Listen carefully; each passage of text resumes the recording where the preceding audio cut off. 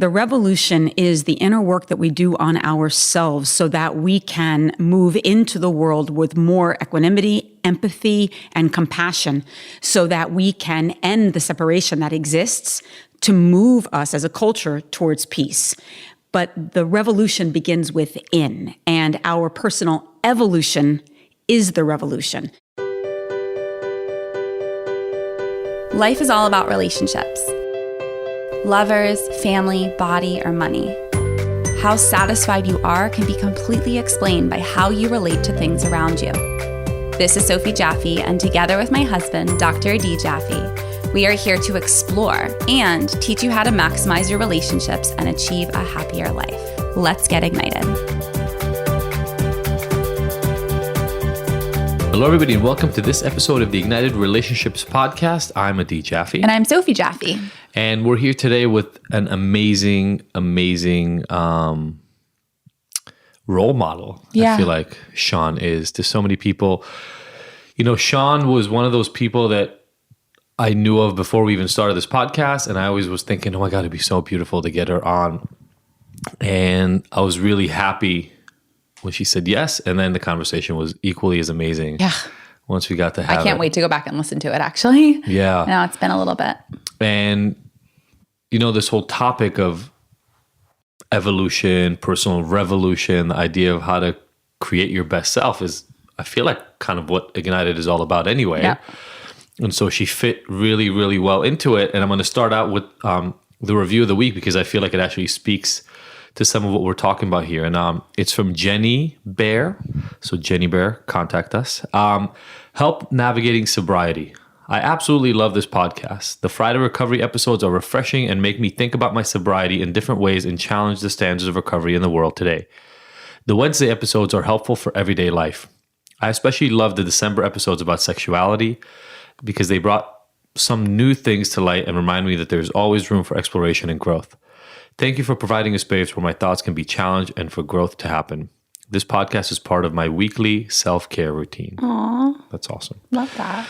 I love so much about it. First of all, because, you know, so Seane, we don't talk about it much, but was sober or is sober. And that's one thing. Secondly, you know, Jenny, thank you for saying that as you shared the review, because there's sometimes we get into this conflict around what the right way to do recovery is and what the wrong way is.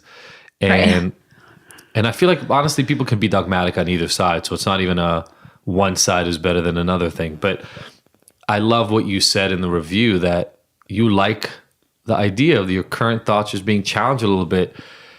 The beauty of it and everything that we talk about here, if you find that it causes you friction, all it is an opportunity to think and learn. If you get the new information and still come out on the same side, hallelujah and amen, keep going the way that you want to. Yeah. If it expands you, that's great.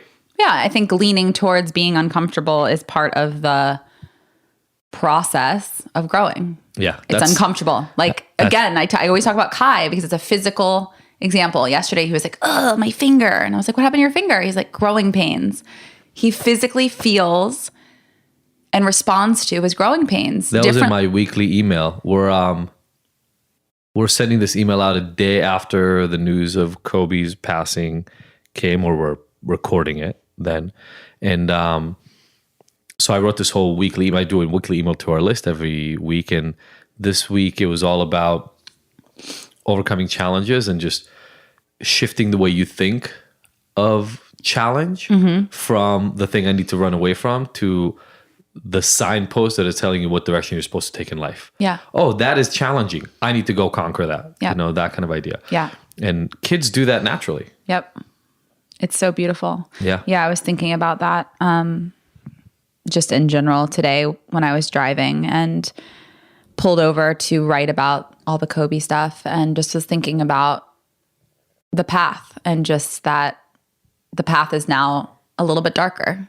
Like, I hope that this inspires people, like whether it's basketball or whether it's being an amazing dad or maybe an amazing husband or whatever, like, attributes that people connect to in Kobe and the sadness that they feel. I hope that they can take that on their path, even though the path is slightly darker today and maybe going forward for them. You know, like, I think that that's part of growth. Yeah. Again, I mean, taking it back to the conversation we had with Sean, it's all part of your personal evolution. Yeah. And obviously it's sad. Somebody left a comment about, some of the sexual potential misdeeds that Kobe had about a decade ago or so. And we all screw up. Yeah. We all fuck up. Yeah. It's all about how you show up to that. Yeah. And look at the way I was actually talking to a girlfriend this morning about you and I and like the whole weekend and how you were at a bachelor party and just like the thought process with it. And, how Thursday and Friday I was in one state of mind, and then Saturday I kind of like had a moment where I felt resistance, and she was like, honey, it's being human. It's, whether or not we had cheating or not, at the end of the day, I am human. I have feelings. I'm not a robot. I can't, of course. And so being true to my feelings, the way that you held my feelings, held space for me, it doesn't matter what the thing is. It's that I felt resistance and felt uncomfortable in what, was a behavior or like a, whatever it is that happened on your end. It made me feel uncomfortable. I felt comfortable enough due to our growth to come to you and say in the moment, that feels uncomfortable. I've been a bomb-ass, amazing, dreamy girlfriend or wife for the past 3 days. So much so that to your guy friends, they're all like, oh, what an amazing... Every single guy on the trip was like, wait, this is your relationship? What the fuck? Can you please have your wife talk to my wife? I go, well, yes, but just so you know, there's growing pains, there's discomfort to get to where we are now. And there's still, and it never ends. Yeah. That's the point, is that for 93% of your trip, it was amazing. I was here wishing you nothing but the best. Everyone that I talked to, I was sending you so much love. And they're like, wow, you're really excited about this bachelor party. I'm like, because Adi deserves it. And it's also a testament to how much growth and work we've done. And then Saturday night, the night before you come home, we have like a little bit of a thing. Why? Because nothing is linear. Of course. Healing isn't linear. And also, like Rochelle said this morning, I'm not a robot. Just so you know, though, the next morning, because we're so transparent and this is the way our relationship works, I told the guy, just FYI, this thing happened last night. Yeah. I need you to understand what transparency looks like. Yeah. Everybody always decides the part they want to focus on. Even like in Jenny in the review, right? That's what I love so much when people are just open-minded. Like, she listens to stuff that I talk about in the recovery episode. Guaranteed some things hit her wrong. Yeah. Because I'm controversial when it comes to some of the traditional ways of doing things. Yeah. For her to be able to say, I'm open to it, is the entire key. That's the point. So I said to the guys, you guys are listening to part of what happens in my relationship with Sophie, and you're like, oh my God, this is amazing. I wish I had that with my wife. Yeah. It comes, FYI, that comes with all the other stuff. Yeah. Like, if I'm going to be transparent, that means I'm going to be transparent. I'm not going to tell her the things that I know will be fun for us to talk about and hide the others. Right. And so even, when you're talking about what, like Saturday night or whatever, I got to tell you, from my angle, it wasn't that bad. It was really nice, actually, to process it, to have you react and be able to be honest. But I also didn't shame you, run away from you, completely shut down, be a bitch to you, which is like the old way I would have been and responded and reacted, which would have then made you respond and react in a defensive way and protect yourself. Instead, it was like, oh, it sucks that you're sad. It sucks that you're hurting. I know it sucks. I really wish you were here to hold me. I know, me too. That vibe versus like, you're a monster. And that's not fair. Like, what the fuck is wrong with you? What is wrong with you? You're so disgusting. How could you be turned on by that thing? No, we're all our own unique beings. And what makes us feel good is what makes us feel good. And what doesn't make us feel good is okay too. And to say that out loud to a person that you love is magic. Yeah. But yeah, on that note, I want to read a quote from Seane Corne that is exactly in alignment with where we are in this conversation. So this is actually, I think this is from, I'm not sure if she said this in the book or not. What makes us who we are in this moment is the path we take, a path with no particular destination or endpoint.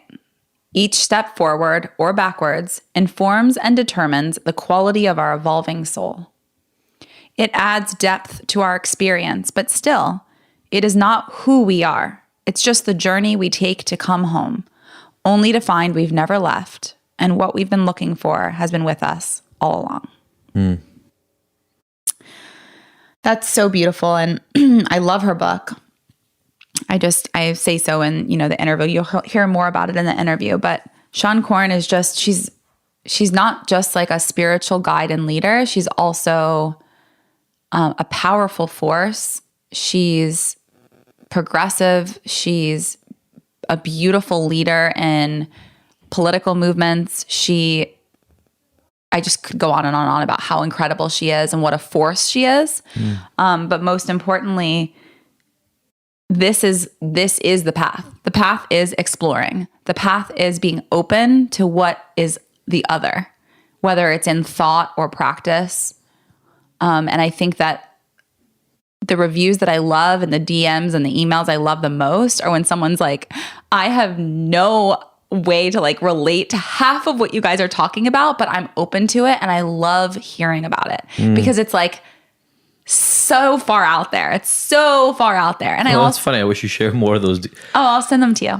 It's the best when they're like, I am so far away from this being my form of reality or like my current reality, but I just can appreciate you too. You know, like even like with the cheating and all of that, they're like, I've never experienced anything like it, but I'm so open and fascinated by the way you two handled it. Well, the goal isn't, and you know, we have a couples workshop coming up in LA. We'll have links for you guys in the show notes here, and we'll talk more about it on social media, but we've got a couples workshop coming out. I think the message in general for us is your journey doesn't have to look anything like ours. Nope. The thing we bring to the table, I feel like, is the notion that almost no matter what blemishes or cuts or bruises you feel like are part of your story, there's a way to change your perspective about them as long as both people are willing to sit down and do the real work of development. You know, as long as both people are willing to say, forget whether I'm right or you're right. I want to be happy and complete in this relationship. Then it doesn't matter what cuts you have and what bruises you have. There's a way to create a beautiful, beautiful relationship out of that. Yeah. I think that's what resonates for me the most. You know, I was talking to these guys at this bachelor party, and a bachelor party could be just getting messed up and doing crap that you're not supposed to be able to get away with. It could be that. You know, we had all these conversations sitting around. I think it's dependent upon, just like anything else, it's a case study of who you are and where you are in your evolution. So yes, if you were getting a bunch of 22-year-olds together, 25-year-olds together who maybe don't have a ton of life experience, not saying that you need to be older to be wiser, but you know, you guys are on the older side. You're not early 20s. I was the oldest guy there. You were the oldest guy there, but like, you know, mid 30s to early 40s. Yeah, they were early to mid 30s. It's a different, you know, and you are all in the work. Like your friends that even if they're there, they do the work and they show up as men that, you know, that we talk about on this podcast, like men that show up, do the work, are trying to change the way that men are perceived in this world. And the men operate, because it's not just perception. Look, honestly, it's not just perception. It's the programming we've had for so long.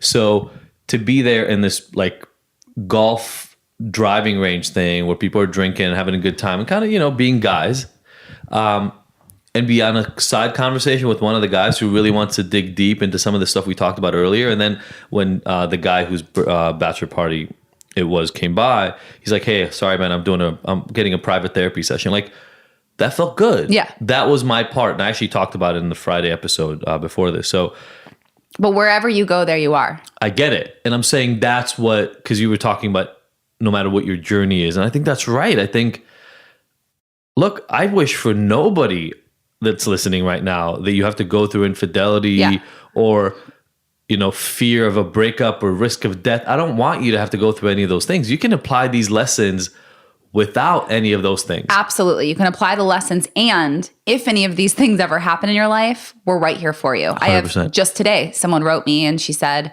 I'm going through infidelity. It's on my side. Which episode should I listen to? All my friends recommended me to come listen to your podcast. Oh. We are here as a resource, whether it is a direct, exact, you know, example, for example, like you're going through cheating, but it doesn't have to be. Like Adi's saying, it can apply in so many different ways metaphorically. We're just here to help you grow, to feel a little uncomfortable. We're uncomfortable when we record these things. Totally. Like the deepest episodes where Adi and I go deep and we talk about, we bare our souls. I am a wreck for days afterwards emotionally because I have like taxed my system so deeply to go to the depths of my soul to share and to be that vulnerable. And I have a vulnerability hangover. That's the work. That's showing up and saying like, we're here to share and we're here whenever you need it. Yes. So we get deep with Seane, as I'm sure she does all the time. Yep. And I can't wait for you guys to listen to it. If you are interested in the workshop, let us know. Our workshop's going to be amazing. Hopefully it is not sold out by the time you're listening to this. I would run to that website link in our show notes right away. And you don't have to run. You can just type it in your phone or your computer. run. We're so excited though. It'll be Valentine's vibes. It's our first one in LA. We've been doing this in Seattle for years. Yeah. So we're going to do an LA local. We can't wait to meet you, see you, hug you, and for you to let us know how much you love this podcast and this interview. Please tag Seane Corne, a D, an I, and at ignited.me so we can hear what you're loving. Love you all. See you on the flip side. Mwah.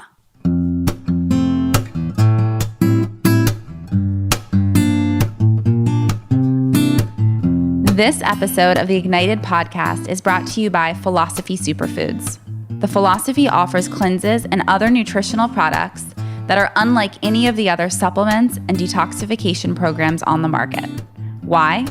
Because they actually nourish the body with whole, live, nutrient-rich foods instead of depriving you and leaving you hungry. Have you ever tried a cleanse only to find out that you can't make it through a whole day because you're starving? Ever try a superfood shake that made you nauseous because it was so disgusting you'd rather not eat? The Philosophy fix all that with a simple set of offerings that load up your body with nutrients while actually tasting good. Makes sense, right? Each of the Philosophy superfood and protein blends is vegan, raw, gluten-free, and has absolutely no filler ingredients.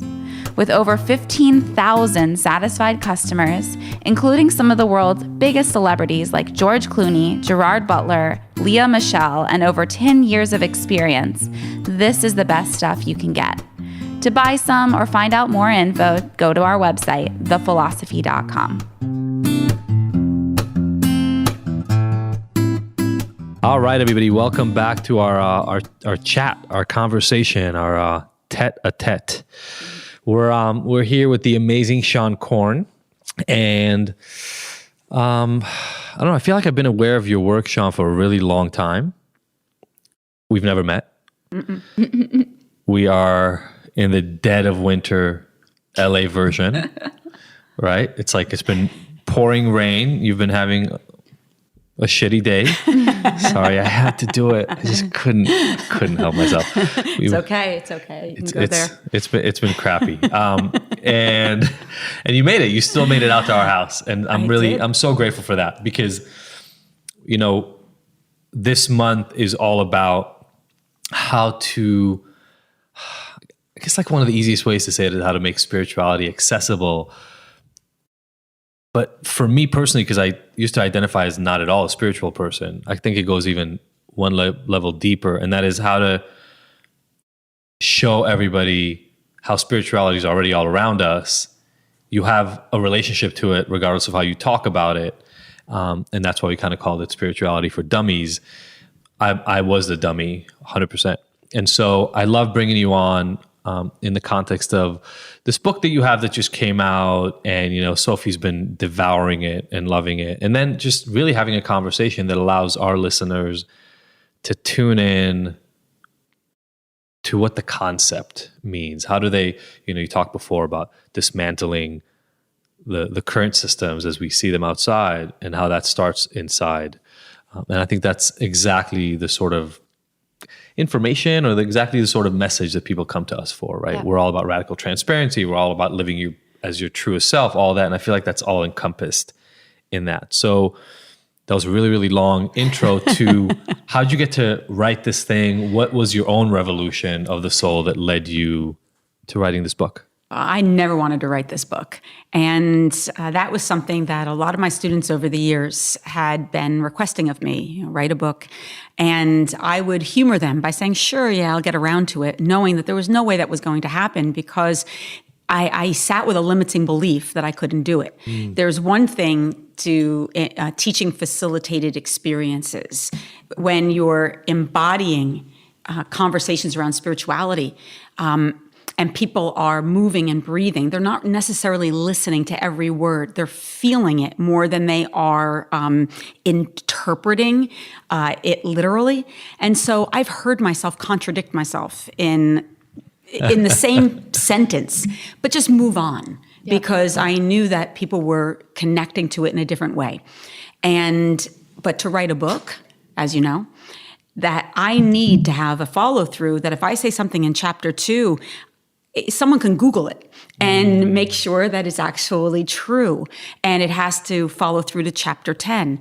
And so I resisted. But one of the things that I believe is that we are all here to serve something bigger than our own small self, and that we're responsible for going towards our limiting beliefs. Otherwise, we're allowing our ego to determine our service in the world and our purpose. And this is something that I teach. It's something that I believe in 100%. And yet, in the back of my mind, the limiting belief that I had that I wasn't smart enough or organized enough or didn't have enough context to be able to create something like this lived within me. And I thought, I have to write this book to go towards those limiting beliefs, to understand where they came from, how they live in my body, where else do they show up, and where did I learn them in the first place, that they're with me today at 53. So that's why I did it. So for you, writing the book was part of the revolution of the soul. Well, absolutely. The revolution of the soul is, I'd have to say, the revolution is the inner work that we do on ourselves so that we can move into the world with more equanimity, empathy, and compassion, so that we can end the separation that exists to move us as a culture towards peace. But the revolution begins within, and our personal evolution is the revolution. And so my commitment was to the evolutionary process, knowing that that would inevitably lead to change within and more collectively. So almost like if everybody goes on their own evolutionary journey, it'll almost it'll materialize a revolution, because life as it is right now wouldn't exist, because we'd all be in a different place. And what I love about that is, as you were talking about what made you think that you couldn't write a book, that word, the phrase imposter syndrome kind of comes up a lot. And you mentioned you can speak to people, and you knew how to do that. So you had already talked yourself out, because there used to be a time where you thought you couldn't even stand up in front of people and talk, because who would care? Mm-hmm. Who cares about what Seane has to say, right? That's kind of the voice that exists for a lot of us who speak. Well, why would people care? It's just my thoughts. And then you did that long enough, so you proved to yourself that it could be done. But the book had been something that you'd never done. Yeah. Because what I heard, which I love, by the way, is there's this notion of what a book must be. And even that notion is a limiting belief. A book can 100% be contradictory in chapter 5 compared to chapter 1. Great, you tell me now. I know, right? After you fact checked everything. I think what I find, and I think what Sophie, as she was talking to me about your book, really connected to so wholeheartedly, is how genuine it is.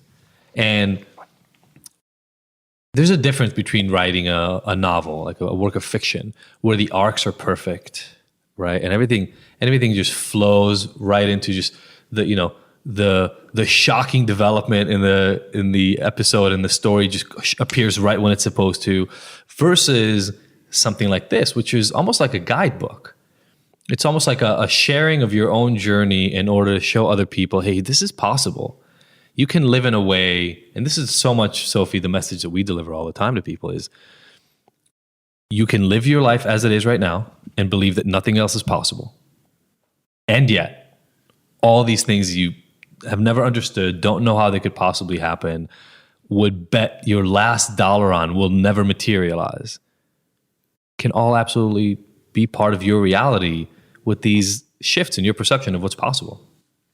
Yeah, I mean, I think personally, as I picked that, as I told you when you got here, Elizabeth sent me a copy of the book. Your PR sent me a copy of the book. I think 2 or 3 other people sent it to me as a gift. I meant to read this book, apparently. And to meet you finally after all these years. I did my first teacher training, I think at least 10 years ago, maybe 12. And I've done several since. And it's been an ongoing, I started doing yoga when I was 18 when I moved to LA. And it's been a transformational journey, and it's evolved, of course, as we all do. And your name has popped up throughout the years, and it's always come with such love and devotion. And it's just cool how things happen exactly when they're supposed to, and you're supposed to meet people exactly when you're supposed to meet them. And I haven't finished the book yet, but I'm excited to. And I think the part that I really love so far, I'm at chapter 7, is the way that I really resonated with the way that you are sharing the light and the dark, the shadows, everything as part of your experience in stepping into yoga, and how that's really the anchor, is that we all experience this darkness. We all experience the shadows. We all have challenges. That's an absolute, but it's what you do with those challenges and how you see it, and that everything's a perspective. Like the man in the bar who saw angels in everyone, and just, I mean, that, what was his name? Billy. Billy, yeah.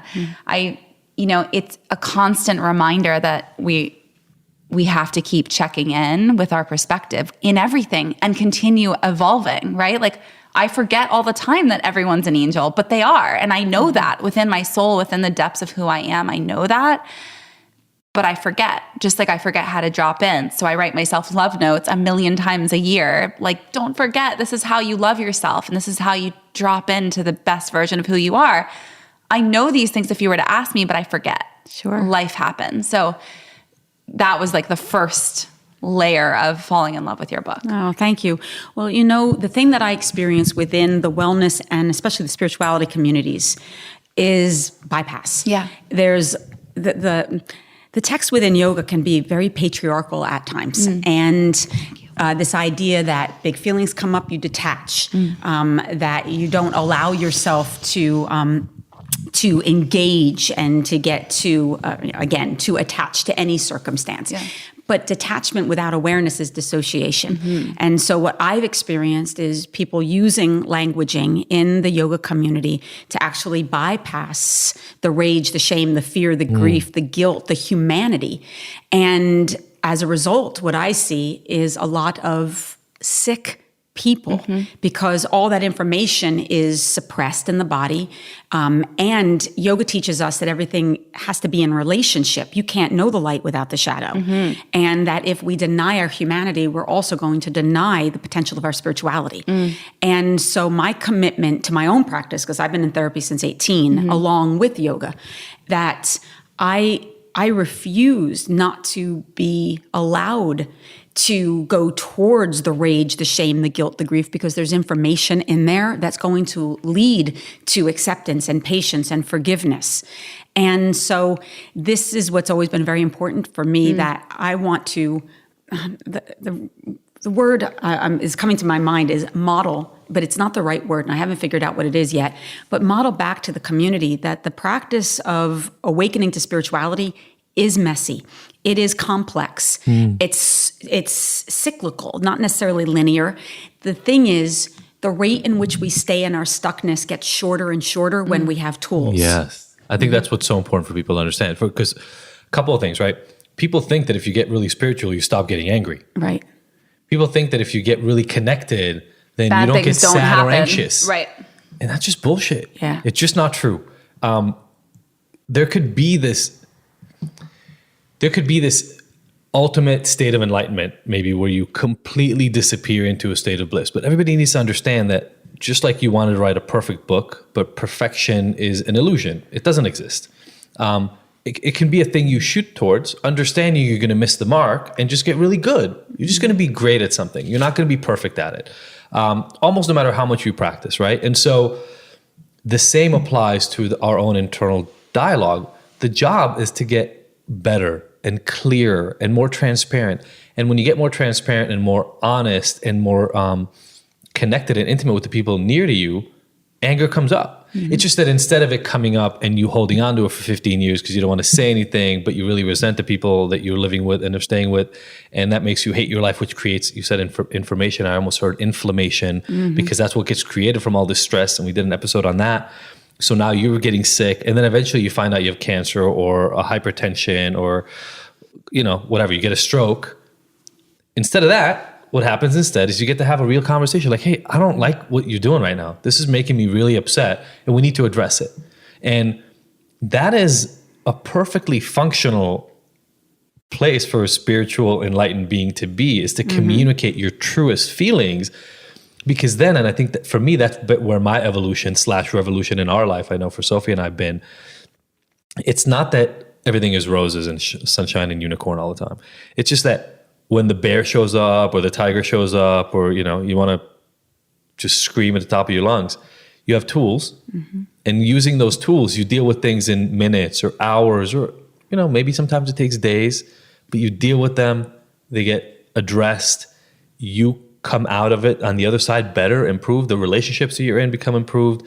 And gradually, and this is, I think, the revolution part for us and for the Ignited kind of community, is gradually you find yourself surrounded by other people who have not only accepted, but cherish that new sense of transparency, because they start understanding the gifts that they get from it. And now they do the same thing with you and with everybody else in their life. And it creates this community that just wants to be the best that we can be at all times. It's that expectation. Yeah. A couple of my girlfriends and I send around a gratitude list every day to each other. I'm not the greatest at it. Like I probably do it twice a week. But this morning, our friend Jamie, sup Jamie? Jamie wrote that she's so thankful that all the relationships in her life and the people in her life are exactly what you just said, that they're people doing the work, that the people in her life, they're all showing up every day to do the work. And that it's so true. Like the more people in your life that are doing the work, the better you're going to be, the better we're all going to be as a race, as a world, if we're all just diving in and looking at the full spectrum of who we really are and doing the things that are uncomfortable, uncovering the things that hurt and sting and we want to shy away from. Yeah. Well, look at what's happening in the world. You said, Seane, that, by doing this personal evolution, it creates this revolution. It dismantles the structures. I think oftentimes it's this fear that we almost kind of get to inherit, right? Other people are bad. They're going to hurt you. So you better protect yourself and everything close to you. Don't tell anybody how you feel. Don't tell anybody what's really going on with you. Always put on the mask. Always wear the costume and just pretend to be who they need you to be, because if you're not, you will be damaged. And, this belief that I feel like so many of us get indoctrinated into makes us live a life where we're surrounded by other people who are never telling us the truth. They're always protecting themselves. And so we're all, even if we're amongst friends, even if we live in a community, we're kind of isolated. We're lost inside because we feel like nobody would understand us. And I fight shame a lot with the people I work with. We're so ashamed of any imperfections. So as you were doing your own work, do you mind walking us through that evolution? Like, so Sophie just mentioned when she found yoga and all that process for her, like what allowed you to connect and recognize that this is something you want or maybe even need? Well, I would have to say that, people are going to approach these embodied practices very differently. There seems to be an arc, but that's not, it's not an absolute. My experience of yoga when I first started, it was purely physical. I was an atheist. I had no interest in spirituality whatsoever. And I just did it to feel better in my body. And it took about 8 years until I had unexpectedly, but a very emotional experience in a yoga class. And when it was terrifying while it was happening. But is this the Kundalini class? This is prior. This is before that in Bryant's class. When I had a flashback. This is before I understood the mind-body connection. This is before I understood trauma. All I knew was that something happened and all of this emotion was coming up out of me.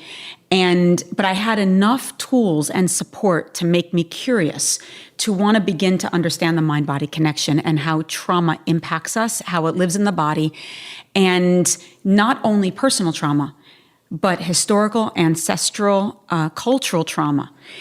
That was a turning point for me personally, because what I noticed at the end of that emotional breakthrough is that I felt more present, more open, more connected to something. And certainly at that point, it wasn't like I was even thinking God or spirituality, but there was an availability in my body, in my heart, in my mind that allowed me to be interested in what is this? What's happening? What's next? And what I learned during that period, and I always think this is important for people who are doing yoga or any embodied practices to understand, that yoga teaches us there's no separation between the mind and body, that our thoughts have an effect on our physiology. And when we practice yoga and we stretch, the information, the trauma, the rage, the shame, the hate, the guilt, all the emotions associated with these traumas, they're a literal vibration. They have a resonance. And if we're not discharging that energy through yelling, screaming, processing in some capacity, we will self-soothe, alcohol, food, sex, shopping, whatever it might be, to avoid the feelings. What happens when we move our bodies, when we begin to stretch, when the contraction becomes expansion, the information that's living within the cells, it's also called samskara in the practice of yoga, it comes to the surface. And that's when the yoga begins. The real yoga begins then, right in the, not just the physical discomfort, but in the emotional discomfort. At that moment, people will fidget, they'll look around, they'll fantasize, they'll find other ways to self-soothe. And what we're being taught is to stay present to the sensation. The sensation is the language of the body. That period of time for me was hard and it was intense, very, very complex, but it let me understand that these narratives, personal and historical, lived in my body, including the limiting beliefs around writing a book, the I am not enoughness. I know intellectually that's not true, but my body, in terms, let's say, going back to my grandmother, Jewish, Polish, don't be seen, don't be too loud. If you're too loud, if you're too seen, especially as a woman, you can die. And now that is not something I think about, but in that moment of putting myself out there and letting myself be seen, that's my grandmother saying, stop it, don't do it. And the yoga helps me to be present to those sensations, to be in the pause, to observe my reactivity and let myself open to the fear to see what's on the other side, which is always liberation. It's just I don't know that when I'm in the fear. Yeah. I mean, man, there's so much in there. It's... So I studied neuroscience when I was studying psychology, and as you're talking, our brain, when it remembers anything, when it has an experience of anything, it's all inclusive. Our brain doesn't separate. I mean, it separates in the way it processes sight from sound, from touch, from internal feeling and things of that nature, right? Like emotion. But they're all working together and they're all interconnected. And every memory that you have is actually a memory of the entire experience. That's why people have this happen all the time, and they might not recognize it, but like it's, right before Thanksgiving when we're recording this, people will walk into their parents' house and then wonder why they regress. Well, guess what? Your parents have lived in this house for 45 years. When you learned how to be a human in this house, you were 12 and 8. And when you walk into the house, your body knows how to behave in that house, and it knows how to behave as an 8-year-old because you haven't lived in that house since you were 16. You moved out or whatever, like your scenarios. So that's when your brain stopped learning how to behave in that place. And you feel it. I mean, you guys are listening to this in the middle of the holidays, and so just pay attention. You feel it on the drive to your parents' house. As you get off the freeway, as you take your last turn. As you book your plane ticket, it starts. As you get closer and closer, your brain does more and more of saying, we know this. And so as you're talking about the embodied movement part, your body's literal position, the tension in your muscles in the moment of the construction of the memory, especially if you had trauma. Right? Especially, I'm thinking about women. We were talking about this for the sexuality month, like there was no tomorrow. People talk about 20% of women having been sexually assaulted and raped. I mean, that depends on what you define as rape. Like if you're talking about literal penetration against your will with somebody holding you down, then maybe it's 20%. But if you're talking about women being inappropriately sexually addressed and feeling a charge, an inappropriate, unsafe, negative, unsafe charge, it's pretty damn close to 100. Yeah. Like I think the numbers there are incredibly high. And so for a lot of men, this is a difficult thing to imagine. But imagine the first time something like that happens, right? You live innocent. You've never been betrayed. You've never had that fear. And then your world in a split second changes. A 45-year-old man looks at you, you're 9 years old, and you're like, what was that? Look, whatever that, I don't know what it is for everybody. I don't want to just generalize because I didn't go through it, but so many women I know have been through something like that. Your brain remembers.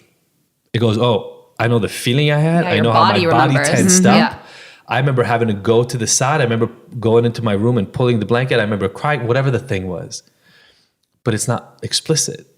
There's no lesson about this. That's why I love these conversations. But nobody comes up to you with a book and says, hey, you look like you just had a really traumatic experience. Here's a book about what that happens in your brain. Here's what you're going to need to do to release it. Yeah. So you don't think about it. And then you just grow up the rest of your life with that experience being part of how you view the world, the perspective. That's why you said, like, we don't know that we need to change this stuff. And what I'm hearing is then you find yourself in yoga class and the setting is just right and the movement is just right and something lands you in this place that you just haven't felt. It hasn't been released. It's never been brought back up in that way. And when we land into that, when we recognize, that's one of those moments where I don't want to say lack of control, but I want to say we're not the ones pulling the strings at that moment, right? You've just been triggered and there's this expression of your past and your history and your ancestral history, epigenetics and all this stuff that happens in our bodies that gets come out. And for people to first of all know, like you were just saying, Seane, that's not only okay, that's a shared experience. We've all had that. We've all been there. And it's shocking and it's difficult and it's troubling. But what I love you saying is that was actually the beginning of enlightenment for you, right? Up until that point, you said the word atheist and yoga was a physical, like, oh, it was a workout. You use it to work out. But in that moment, it changed and you discovered there was another road, like a door opened. Well, what was scary in that, and again, why most people might not, will go into yoga and say, that's not for me, I don't like that. We get addicted to that tension because that tension actually becomes part of our survival. That contraction, meaning that when we experience anything that's traumatic or overwhelming and the brain releases the chemicals, our bodies contract out of safety, fight, flight, freeze, or collapse. That moment of contraction becomes like, oh, okay, I'm not safe, my body's not safe. Well, what happens is it's cumulative. So every single time after that moment that the body experiences something that says, oh, this reminds me of that moment, I'm unsafe, that contraction happens. And that contraction then is what makes us reactive. So if you and I meet on the street and you say something, and maybe it hurts my feelings, maybe it's slightly insulting, I might, in that moment, I'm no longer in present time. I've reverted back to the original insult or assault. And my reaction to you is to be either overwhelm you and make you feel worse than you just made me feel, or get passive.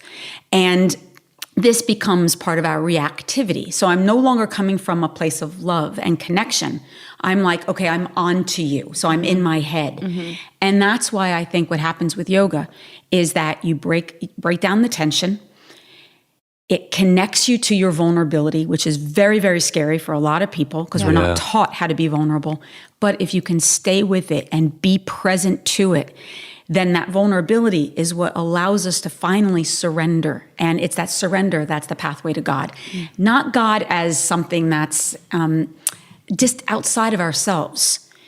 That, again, this is Spirituality 101. God is truth and love. It exists within you. It exists within all. And the only thing that blocks us from our capacity to really behold the beauty of our own essence is trauma, life, humanity, experience. And as we begin to be in relationship with our humanity and breathe into it and surrender to it, it creates a place of empathy for yourself, for your own journey. And it will allow me then to be empathetic towards the perceived other. This is the pathway to God. It's love. And that's it. If you want to put Jesus Christ, Yahweh onto it, it does, Mickey Mouse, it doesn't matter. It's truth and it's love. And you can be an atheist and have a strong spiritual practice if your commitment is to love. Yeah, I when Adi said, like, yeah, I have no spirituality, like that's actually when we got into a relationship together, I saw these little glimmers within him where I was like, he's actually more spiritual than any of us. And there were these specific moments in time, which we can get into, but the more like overarching thing is just that like we're all spiritual beings. Spirituality is real. Religion is you're not religious. Mm-hmm. I'm not religious. Mm-hmm. We're not into dogmatic practice in anything. Look at the way you handle addiction and save people's lives every single day is because we're stepping away from there being a right and a wrong and an end-all be-all person or entity that determines what is right and wrong. Yeah. I mean, again, right, my definition of spirituality has even changed since I started talking about it when you and I first got together. Sure. I think we have a perception, and I hope that this month we can help uncover what spirituality actually is, which, if you really boil it down, like you said, is just love. Mm-hmm. But not squishy, feely love. It's not like that. It's not that level of romantic love, although it's a part of it. Sure. It's obviously broader, bigger, fuller, richer than that. I think the work is to break down our identities and be willing. Like, I'm always asking myself to break down my identity as a good person, to be that of a whole person. And that includes faults and graces. I love that. And the more that we can normalize the complexities of the human experience and see it for what it is, that we're here to learn what love is. And the rate in which that happens is unique for all souls. But we're all here to learn, and all of us, that's why I talk about these angels, all the people that cross our paths, all the events, they will hold a mirror up to reflect back to us the places where we're disconnected within ourselves from that love. So I talk about this story. There was a moment, because again, it was the definition of spirituality that changed for me, that made me see myself as having that connection. And I was running, we were living on Doheny, and I was running, and there was an elementary school right by us. It was morning. And I remember running down the street, and I looked to my left, and I think the school was in session, so kids were playing in the playground. And this thought just landed on me, like, oh, it's not hard to get connected to things bigger than me. This school full of kids, there's like 400 or 500 kids in the school. That's bigger than me. The endless possibilities that are part of those 500 lives and their families and the implications. And some of them will become doctors, and some of them will cure diseases, and some of them will just help people, and some of them will go volunteer, and some of them will commit crimes, whatever the thing is, like that, their impact, those 500 kids in that school, their impact on the universe is so much far greater than mine. Then that was enough. It just landed in a moment. I found my spirituality, and still to this day, in other people. Mm-hmm. And I always say now my purpose, which is to help others and to use my experience in life to enlighten others and save them from some of their pain. That is a huge part of my spirituality because it connected me. So I think when you guys were saying love, it's that love-based connection, right? The caring-based connection, the understanding that we're all connected. Every single one of you listening right now is connected, not just because we're talking, not just because you're listening to this podcast, and not just because you read Seane's book, but because we're just all connected. Even if that didn't exist, right? We're connected to the people who aren't listening to this right now because the world that we live in is, you talked about energy and vibration, and we can think whatever we want of the principles. I come from a really scientific sort of Western upbringing. But even then there's vibrations, like the light that we see, it's vibrations of like wave particles. Sound. That's sound. Yeah. Literally, this is all, there's energy and vibration. Do you know Bruce Lipton? Do you know his work? Mm-mm. Oh, you would love him. You'd love him. He wrote a book called The Biology of Belief. We interviewed him. He's amazing. He's so amazing. And he started as a cell biologist, and he was talking about, like, we understand energy in those ways. You watch TV. Why do you see one pixel is blue and the other one is green? Literally vibrations of these things that somebody told you are called photons. So these electrons that travel through the air, and then they hit your eye, and that is a translation of an energy, of a vibration. When you hear me talk, it's air vibrating. And he goes in the book, and I really like the way he talked about it. So those vibrations we're okay with. But there are vibrations everywhere, constantly. I mean, the way this is being transmitted through Wi-Fi is vibration. Like, there are vibrations all around you. And he said, why is it so hard to understand that your cells absorb vibrations? Mm-hmm. Just like light, just like sound, vibrations you don't know what to call, vibrations you don't understand, but they're around you all the time. And it was such a simple, elegant way of saying, you know what? These aren't new concepts. No. it's just about opening our minds to the fact that, look, there's stuff we don't know. We don't understand. It's okay. I don't have to know all of it. I don't have to understand how each piece of it works, but I understand that there's a connection. I understand that when you walk, you know this, guys, when you walk into a room full of people who are present and good with who they are and are not hiding, you feel it. You walk and you go, oh, I'm kind of comfortable here. What is that? What is that energy? What is that feeling that you have? I don't know what it is. I don't know how it gets translated, but guess what? It does. Mm-hmm. And sometimes it's nice to just recede back from, and I'm talking to myself as I'm saying this, to recede back from the place of having to know how all this stuff happens and just accept. I think that's called faith. Yeah. Right? Yeah. Yeah.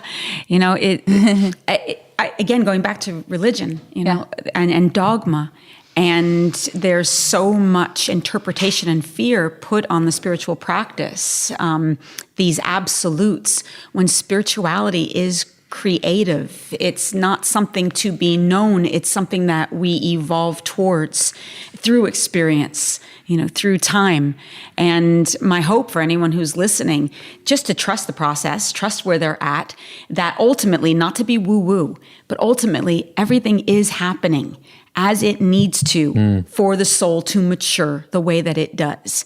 And the rate in which that happens is between each person and really the God of their own understanding for whatever that is, but that we are all here to awaken, and that the process, it's messy, it's complex. For some, it's effortless. For some, it's really challenging. And if we can develop empathy for ours and the collective experience, I really don't know if there's anything more holy than that. Just to be able to stand in the presence of another soul and meet them where they're at, and to recognize that they're learning what they need to learn at this time. And our job is not to judge it or even to try to fix or change it, but just to trust and to meet each other with compassion and in love. God, can you imagine how different the conversation, the news-based political conversation we'd be having right now would be if just that single principle translated, like just one principle. When you see people, they're going through their own process, just like you're going through your own process. Stop judging it. Stop believing that you have a better solution than that. Respect their process. Don't judge them for what they're going through. Maybe even be compassionate and help them along in their process, even if you don't understand it. Right? All those pieces together would create such a different undercurrent. But it's hard to do that if we're not having that same level of compassion towards our own journey. We have to all be doing the work. Yeah. Everyone has to be doing their constant work till the end of time. Yeah. And that's the only way that we can be attuned and tuned into other people's journey, is if we're attuned to our own. Always. Well, even with everything that's happening in the world right now, and I don't know if it's deliberately strategic, but it is working. They're excavating the way in which our government, the way in which really the global perspective is, it's excavating trauma and using language, using rhetoric that is deliberately designed to activate people, to trigger people, to traumatize. But when you don't have tools to manage that trauma, you will meet hate with hate, fear with fear, and we will only continue to perpetuate more separation, the opposite of yoga. And that separation, that oppression, can only lead to more suffering. And so to me, it's on the side of the light workers, the people who are really committed to doing this kind of transformational work, that we have a responsibility now more than ever to deepen our experience, to cultivate as many tools as we can, to use them, to make them accessible towards others, and to recognize that trauma is real. It lives within the body. It gets activated when we get triggered, we get reactive, and it's in that reactivity that we continue to perpetuate that separation. I mean, what we're going through right now is so Orwellian. It's so 1984. It's just hard. As in Orwell? Or yeah, okay. Like George Orwell. Yeah. It's just so hard. Like the whole double speak thing. You know, I have the best words. I know all the good things. I know things better than anybody. Listen to only me because everybody else is not telling you the truth. That notion of fear and anxiety as the operation method, right? is almost antithetical to what we're talking about here. And so it's not new. The idea that helps control minds, again, Third Reich, like it's not new that way of operating will scare some people into obedience, because what if I'm really under threat and those other people are going to come get all my stuff and kill me and my family? It's a constant perpetuation of fear and hate. Yeah. That's what's happening right now. But that's why it's important more than ever that we have to do our work and to be diligent about it. It's because it's seductive and it's familiar. And It's like the contraction you talked about. That's where people like to stay. And that feels safe. And that's what they're riding on. And so it's times like this where I'm not surprised when people, are checking out, or they want a drink, or they're using food as a way to anesthetize. Makes perfect sense to me based on what's happening energetically and quite literally in our world. But that's when we have to recognize that that's what they want. They want us fatigued. So we have to commit every day, doing our work, doing our yoga, our meditation, our therapy, going to the program, getting a life coach, talking to your friend, but processing as much as possible and normalizing some of these uncomfortable conversations. Yep. Yeah. Because as dark as our world can go, is also as light as it can be. And even though there's methodologies that are being used, that have been used for a really long time, what is different now is that there's also access to information, spiritual information that wasn't available at that time. Yeah. People are really waking up. We just have to remember every day that it's a practice and that we cannot get passive about our own commitment to taking accountability and responsibility for our own participation in that suffering, in that separation. Amen. We have 5 questions that we ask every one of our amazing friends here. Yay. The first one, and obviously it's just the first one that comes to mind. What is the best advice that you've ever received? The best advice I've ever received, the thing that's popping into my head has to do with teaching yoga, which was not something that came natural to me. It was something I worked very, very hard at. And the first opportunity I had to teach, I tried to talk myself out of it and literally tried to talk the person who was asking me to teach not to do this.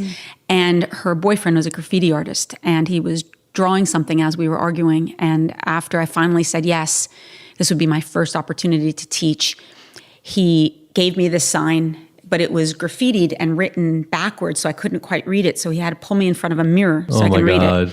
And it said, "Be yourself and have fun, really important." And that piece of paper is still in my office today on my altar, because it's something I remind myself and other students: be yourself and have fun. Life mantra. Man, I wish somebody gave me a lot of that advice when I was younger. I totally grew up in that house where It was the opposite. be really great and only do amazing things. And be serious. And I wasn't that serious growing up, but so the serious came much, much later. It took me a couple of decades to get serious. But no, just like you have to do your best all the time was the only message. And it's the only message I got anyway. I love that. I love the be yourself. One of my biggest, when I talk to clients one-on-one, I've been talking to a lot this week, and they just keep coming back like, you owe no one anything except for doing your best. Like that's all I want to be as a parent to my children, is just my best. And I want them to see like something my parents didn't do that I wish they had is like, mommy messed up. I made a mistake. I'm sorry. And I'll do better next time. Like I never heard that. It was just like, I'd either like get spanked or like if I recognize that they did something wrong, it was like my fault almost. Whereas with my kids, it's like, we are human, we are flawed, and that's what makes us whole and beautiful. I want to be a living example of that, just doing my best every day. And sometimes that means like staying in my pajamas for 3 days and not leaving the house and like eating like frozen meals. But like we do our best. And that is so beautiful to be able to accept yourself there and meet yourself exactly where you are. What has been one of your proudest moments? One of my proudest moments. Oh my God, you guys are. One of my proudest moments. There's just so many. I'm going back to, it's another teaching moment where I tried to talk myself out of something. Michael Franti, who's a dear friend, who's a musician, he wanted me to lead 80,000 people in an embodied prayer and then intro the band at an outdoor concert called Power to the Peaceful. I love his songs. They're amazing. Yeah. So happy and just joyful. And he's a political activist, and he's all for, we're very much on the same line. But people are partying, and I'm terrified. I'm thinking, how am I going to get a single person to respond to what I'm saying? And I remember saying to Michael, but Michael, I mean, they're going to be drunk, and they're not there to do yoga. Right. Like, this could go really, really badly. And then he said, or it could go really, really well. And I love that. I remember just being really afraid and going out on that stage and looking up at a sea of bodies and picking up that mic and knowing I just wanted to turn around and just never let this moment happen. And I talked for a few moments, and then I asked everyone to put their palms into prayer, and I'm only focusing on the first 10 rows. And I'm like, they're doing it, okay. And I call out this prayer, and I am going for it 100%. And I'm using the God word, and I'm just throwing myself into this moment because I assume this moment's never going to happen again. And part of it was going to be doing this prayer, basically sun salutes, half salutes in 4 directions.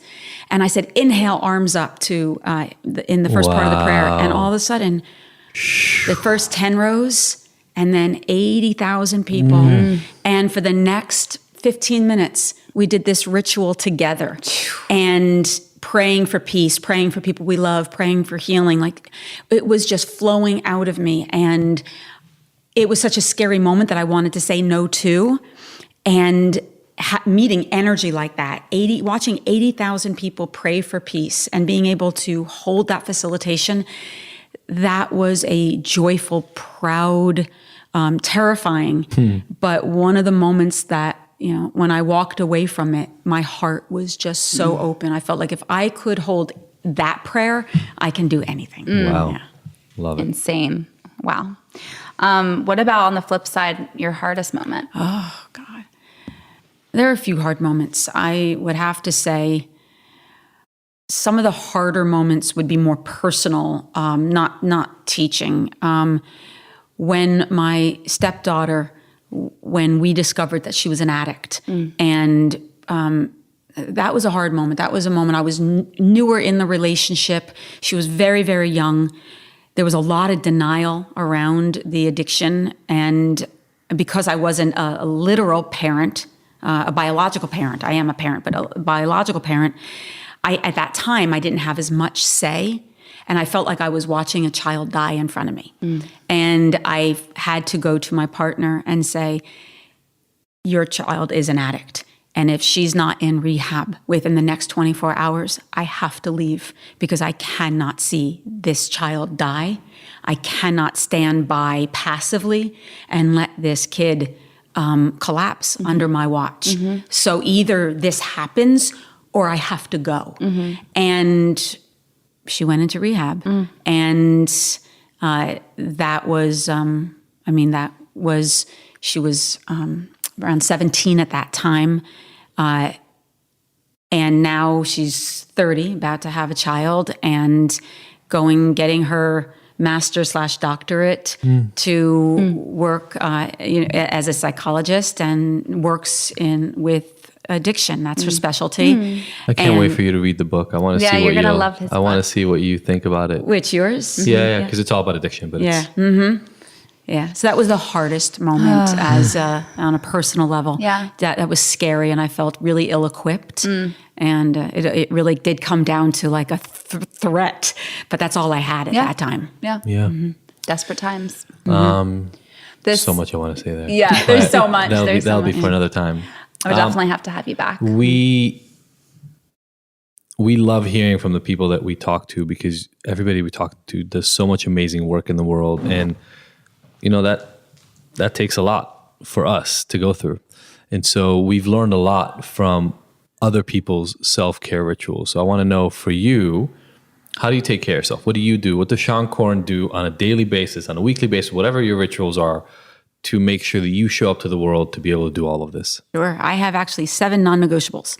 And yoga, meditation, prayer, sleep, diet are the 5 that are daily, that I can't not do those particular rituals because I'm very intense. I have a lot of trauma, and it takes a very short amount of time before my body contracts and I become reactive. And when I become reactive, it feels right.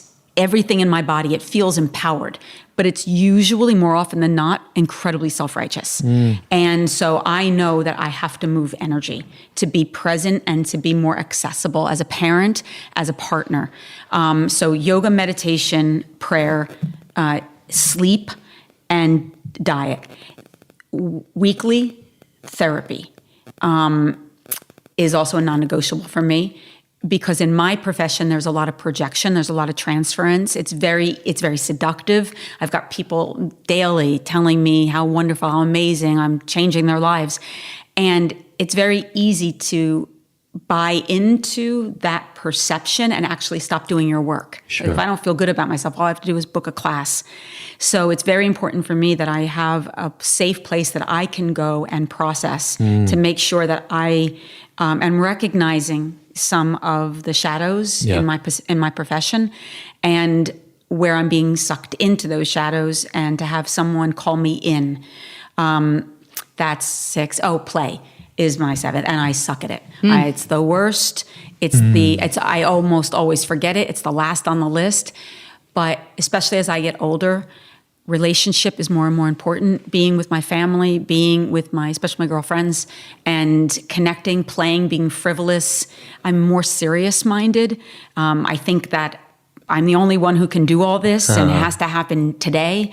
And so creating space for play and relationships is one of my non-negotiables. I love it. Love. That's also where I end up having to do some work. Yeah. Last So but not this least. podcast is called Ignited. What ignites you? What ignites me?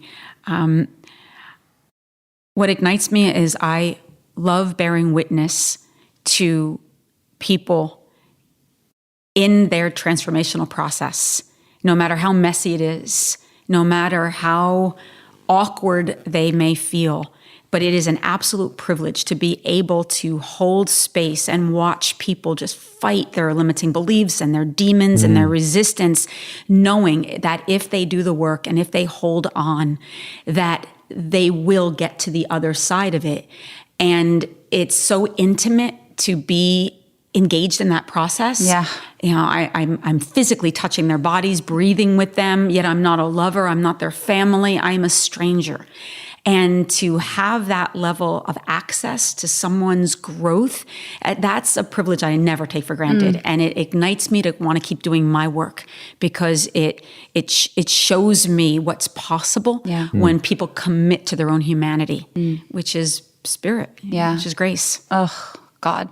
I love it. So now that I know that you live in LA, do you teach still publicly? Yeah.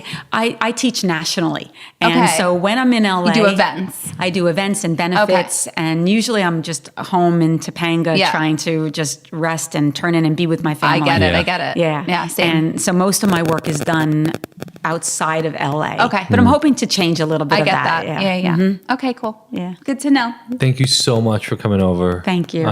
This has been so amazing. Yeah. So much so more to great to say. connect. So much more to more. talk about. This will be I know. round 2. Yeah. Yeah. But thank you. Thank you both Honored. very much. Thank you for being And here. congratulations on the book. You did Thank it. you. I You did it. I did You it. really did it. You never have the belief again that you can't write a book. Oh, God. Done. We'll see. We'll see. Thank you both. Thank you. Thank you all for tuning in. See you next week. Bye. Thank you, everybody, for listening to the Ignited podcast. We were so happy to have you along for this ride. Please go and subscribe to this. Leave us a review. We love hearing from you. And if you want more, don't forget to go to ignited.com, where all the podcast episodes are available with show notes and so many of the little details and links from each one of these interviews. And you can look at all the future events that we have going on, all the things that make Ignited so special, even beyond this recording. Again, thank you so much for joining us. We will see you next week.